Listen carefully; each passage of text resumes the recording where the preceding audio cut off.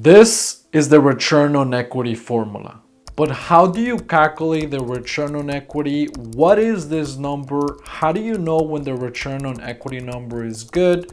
And how is this number typically used? We're gonna go through all of this step by step. To calculate the return on equity of a particular company, you need to find its net income, and this can be found in the company's income statement. You also need to find the company's total shareholders' equity, and this is a number that can be found in the company's balance sheet.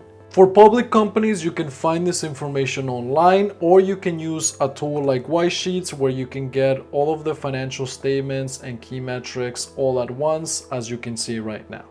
We can see for the fiscal year 2023 of Apple, the net income was approximately 96 billion. This is found on the income statement. On the other hand, in the balance sheet, we can see that the total stockholders' equity was approximately 62 billion.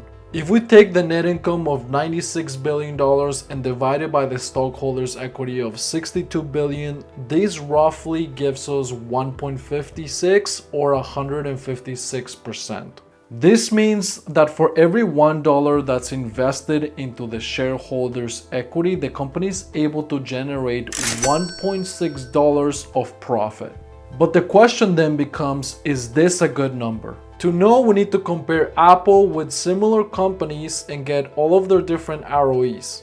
Using Whitesheets, we can apply this simple formula to get the data. As you can see, the return on equity for Apple is very good, and the reason why is because if we see all of these different numbers and we calculate the average, we can see that Apple is well above the average for all these different companies, which means that the company is being very efficient. One thing to keep in mind when calculating the return on equity is the debt to equity, and the reason why is because if a company has more debt, they're gonna have less equity, which means that this number right here can be inflated. For Apple, that seems to be a little bit the case because the company has significant debt. However, for Apple, it seems like the company has appropriate debt levels, so it's not too much of a concern. But if a company has too much debt and a very high ROE, that is not the best signal. Now, all this information that we just talked about, along with other different measures and ratios, is critical to making a good investment decision.